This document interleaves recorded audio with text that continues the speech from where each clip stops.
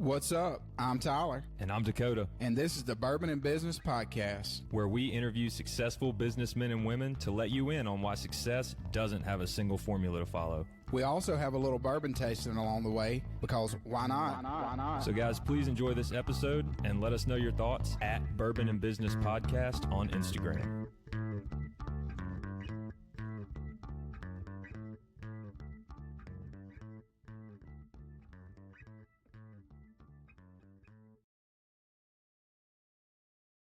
Coming to you from the Bourbon and Business Studios here in the Capitol Club in downtown Jackson, Mississippi. I'm Tyler. And I'm Dakota. And this is the Bourbon and Business Podcast. How you doing this afternoon, Dakota? I'm great, Tyler. It's a beautiful day here. A little humid out, but that's okay. Yeah, so it's nice. We've had some cold weather here recently, so ready for some warm weather. Not ready for our 110 degree weather that we're gonna have here shortly. Yeah, I think we've already had our week of good weather. So, but we get about a week here in the South, so that's nice. Yeah. But you want to introduce our guest to us this morning? Today we have special guest Mando Sallavanti. He is a certified financial planner with Freedom Path Wealth. Mondo, welcome. Fellas, thanks for having me. Really excited to chat today. Yeah, glad to have you. And then what are we sipping on here at the Capitol Club? Today we're sipping on Louisiana Lightning. So this is what most people here in Mississippi would call moonshine, I'm assuming. I think so. It says whiskey on the bottle, but they said it comes straight out the still. It's right there behind us, so you can see that it's clear.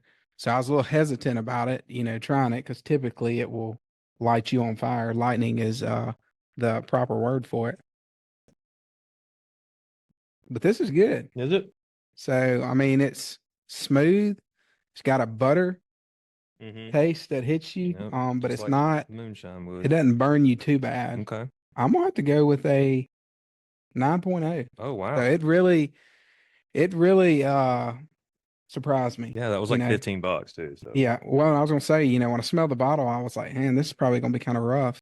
But it's not. It's very smooth. So if you're looking for a smooth bottle of White Lightning, this is the bottle you need to pick up. You should be able to drink this one. So. Yes, it's a clear sour mash and it's a 80 proof. 80 proof. Okay, Yeah. So it makes sense. But to all our listeners, we want to thank our sponsor, Vineyard in Gluckstadt. If you're looking to pick up a bottle of this or any other products that we use on here, go to Cheers Vineyard in Gluckstadt, Mississippi. They'll hook you up. All right, Mondo, we appreciate you coming on. We like to start this, kind of just give our listeners your background, where you're from, and then how you got to the point of your position at Freedom Path Wealth. Yeah, so I remember when I was growing up, I'm from a small town here in Pennsylvania. It's called Old Forge.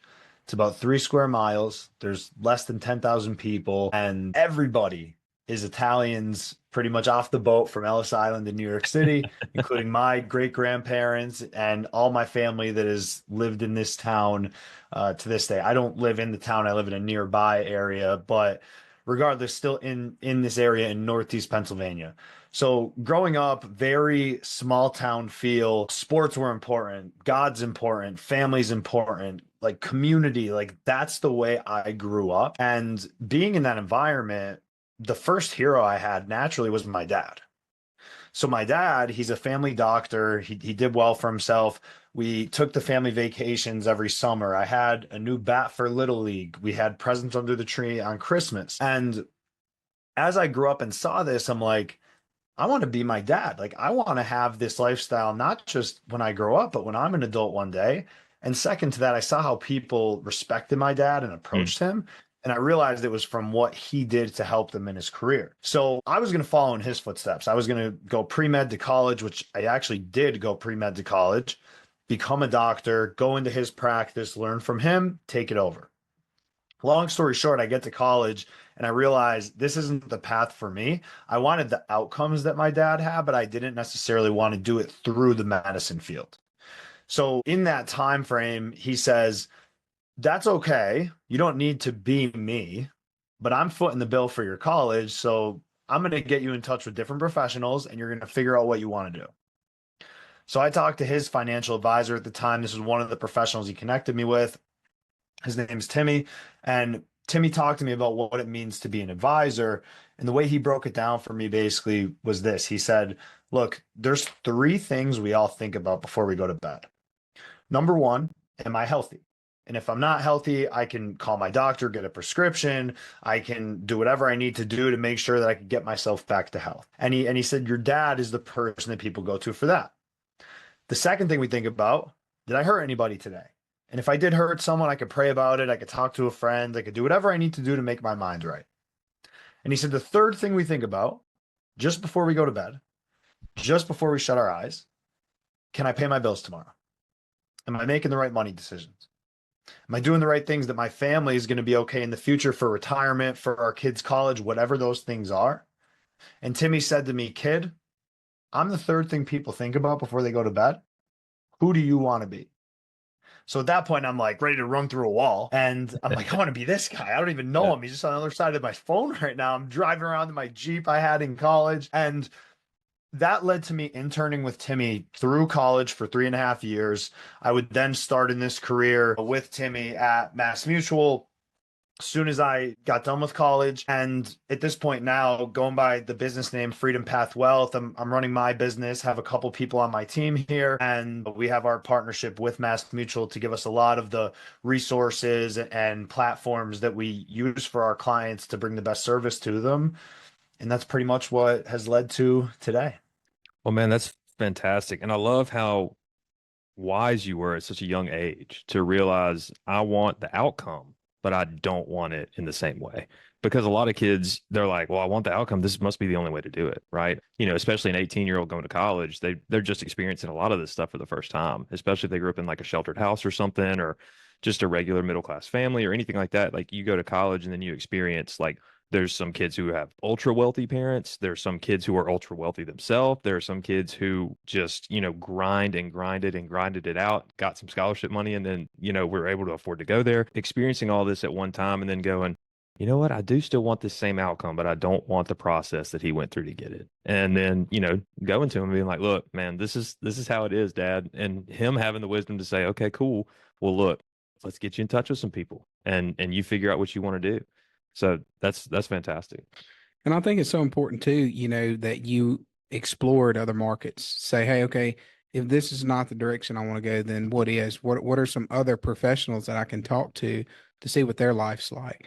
You know, and one thing you are talking about the outcome, you know, the outcomes in life are usually typically brief. You know, we get to the mountaintop, but it's for a brief moment, and then we start heading in a different direction. And that's the grind throughout life. That's where we spend most of our time in our jobs, in our careers, and everything, you know, putting the work in. And I'm a firm believer. You got to, number one, you got to believe in what you're doing. And then number two, you have to enjoy what you're doing. If you can't do those two things, you're not going to be successful in any field. So I think you taking the time to figure out, okay, what will I enjoy doing? I'm probably not going to enjoy reading medical journals, you know, 6 hours a day. That's not something that I find fun. But hey, talking to people and helping them with their finance, I do find that fun. I think if you are a young professional or if you're in college and you're trying to figure out those things, go work with different professionals, you know, spend that time in the summer instead of goofing off or doing whatever, even if they're not paying you, go sit in with them and see what their career feels like. So you have a better idea of what you want to do. I would say most professionals too are very open to listening to younger people. And if you take them to lunch, a coffee or something, they are more than happy to share what they've learned, to share their experiences with you. It's a humbling experience to be a professional and have somebody be like, look, I really respect you and I think you're fantastic in your field. I would love to learn from you. That's a humbling experience for somebody to go, man, because a lot of us are like, well, I thought I was, really not good just yesterday, and now here today somebody's like, man, you're the best in your field, I really want to learn from you. So that's awesome. And I know from your LinkedIn content, by the way, Mondo's a super LinkedIn guru guy. He's awesome. He's crushing it. If you don't follow him, go follow him. He puts out super helpful content all the time on money management and stuff for free, so definitely go follow him there. But I know you played football and that was a big part of your life in high school. So how does that athletic competitive spirit transfer into your business today for your clients?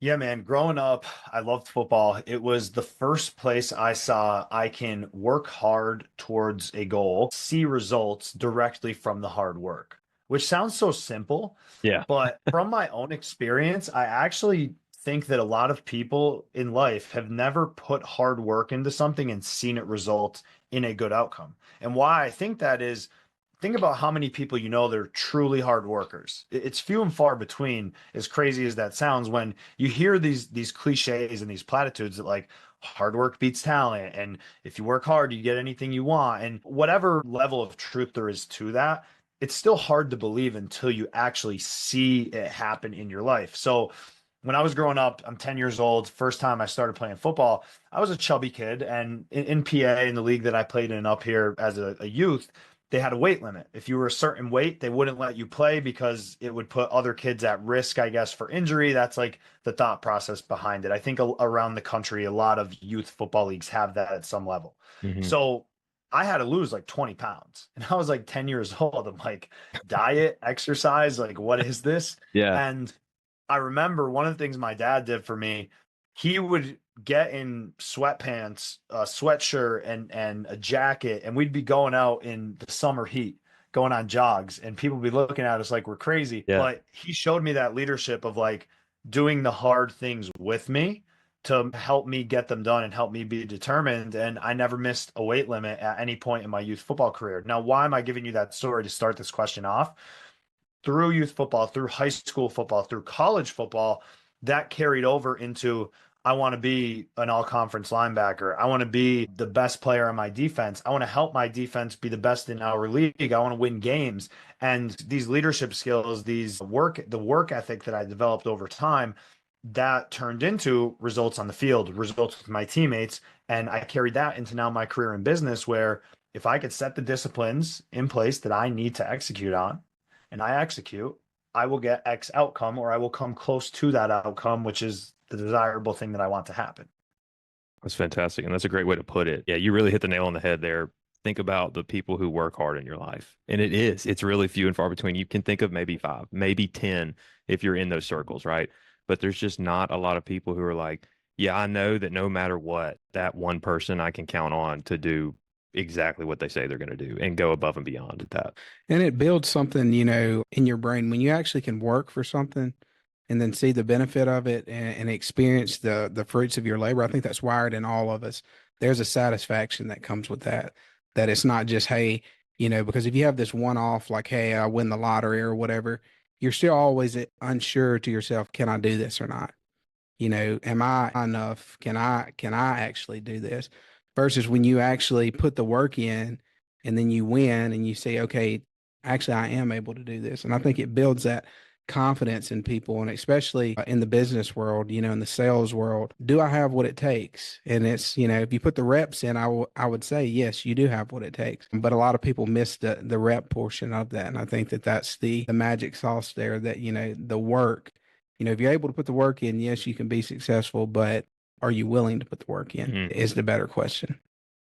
And I think it plants a seed in your mind, like whether you do the work or not. If you did it, it plants a seed in your mind. Like, I deserve this, whatever this is. It's like, I deserve this. I prepared. I did this. I put myself in position. But if you don't do it, it does the opposite, even if it's at a subconscious level of like, I didn't do what's necessary, what's required for X outcome. I will not get this. I shouldn't get this. And even if, again, even if you're not thinking that like front of your mind and it's in the back, it's subconscious, it's still going to bleed through in some way, shape, or form, even if it's just a feeling in the air. It's kind of that intangible that you could sense, whether you're in a boardroom, whether you're in a conversation, whatever that is. I want to touch on this too, Mondo, because I know that you are a guy who likes to achieve. And I've been watching you on LinkedIn for a while, and I love how you put your story out there, and I love how relatable you are. It's fantastic.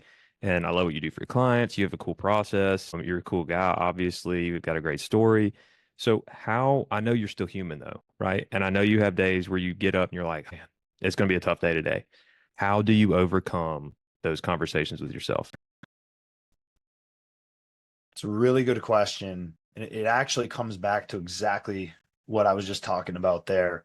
So my alarm on my phone is labeled as, what life did you sign up for?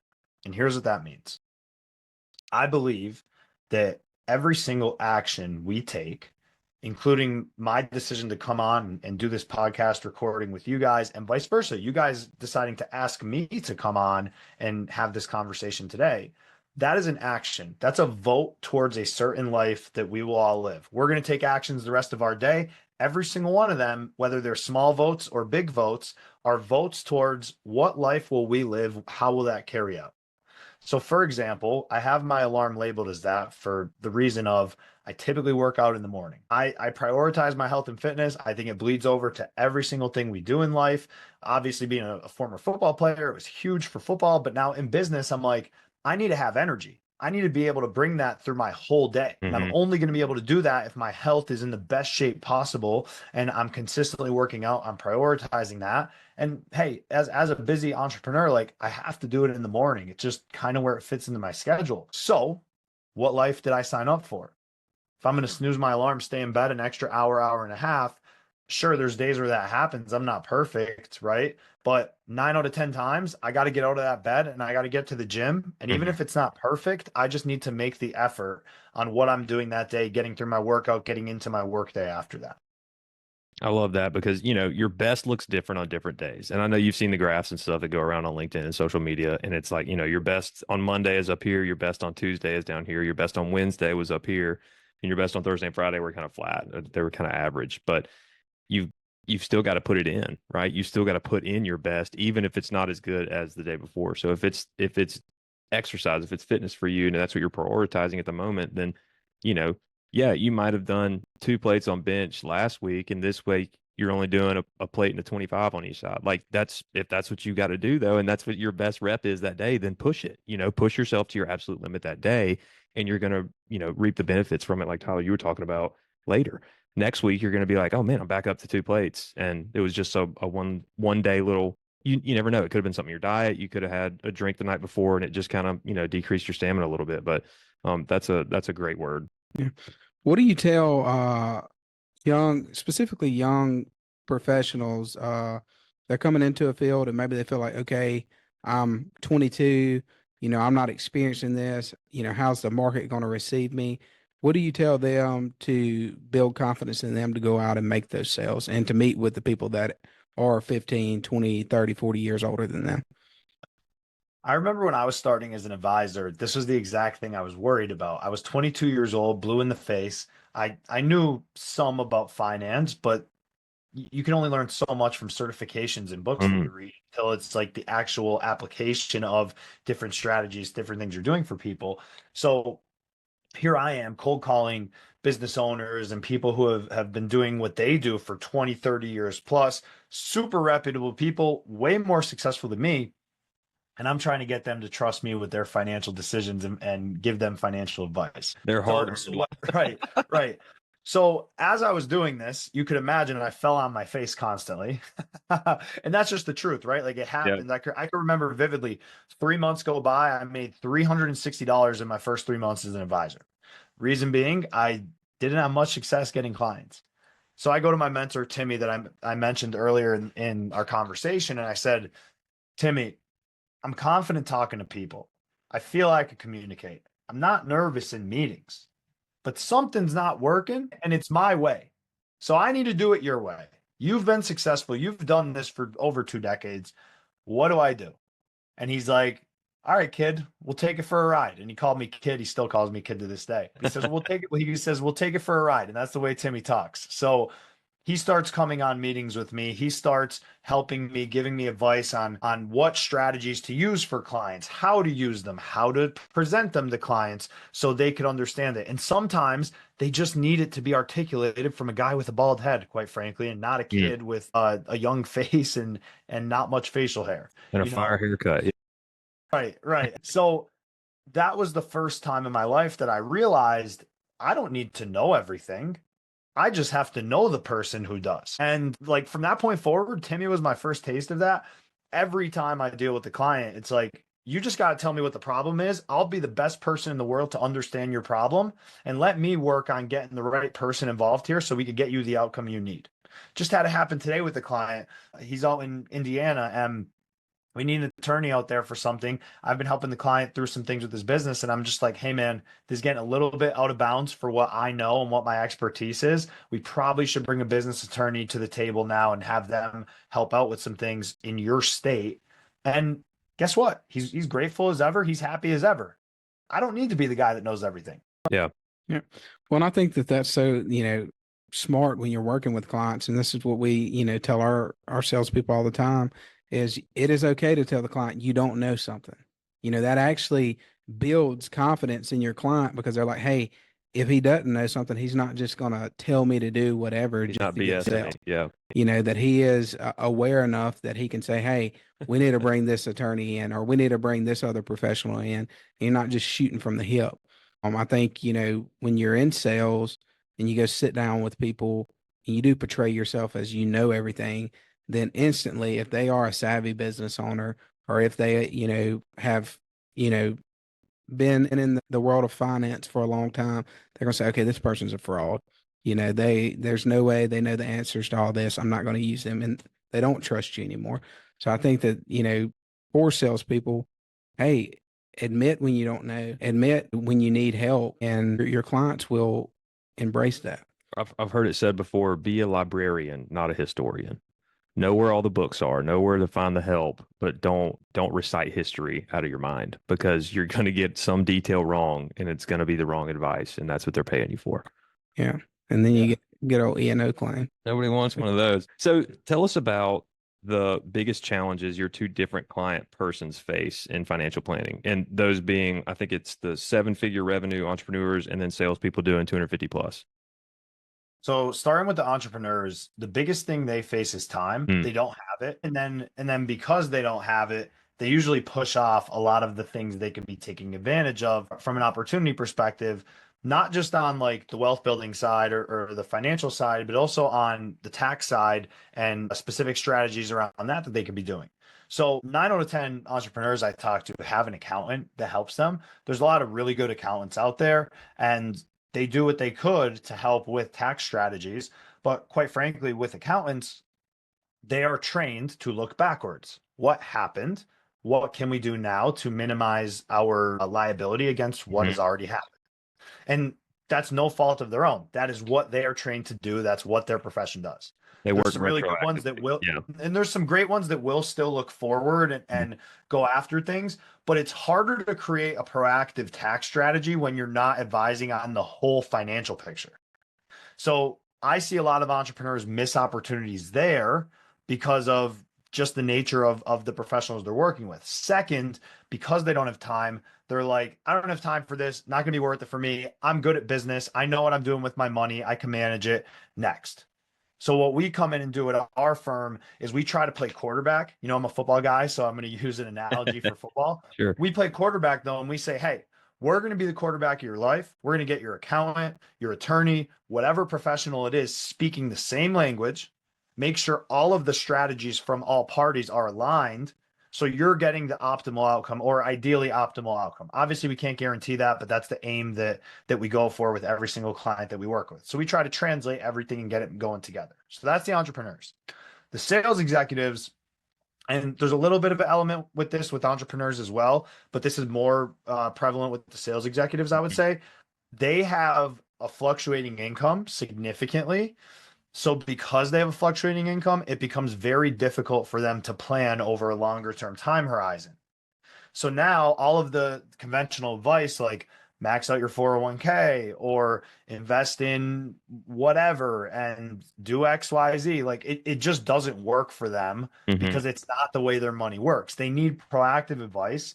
They can't be reacting to what happens, and they need systems to do it. With them, we try to smooth out their cash flow by creating a stronger reserve of cash behind the scenes. And then this can help systematize what they're actually doing on a month-to-month basis. And therefore, even when they get the fluctuations, it makes planning a little bit easier. So that's a big challenge that I see for them. There's obviously other things, but I would say across the board for both groups, those are the two biggies. Yeah. No, that's good. That's good.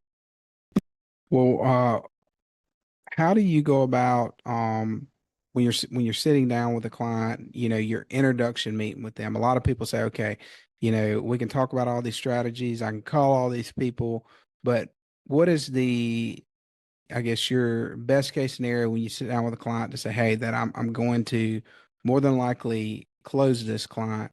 How do you open that meeting up?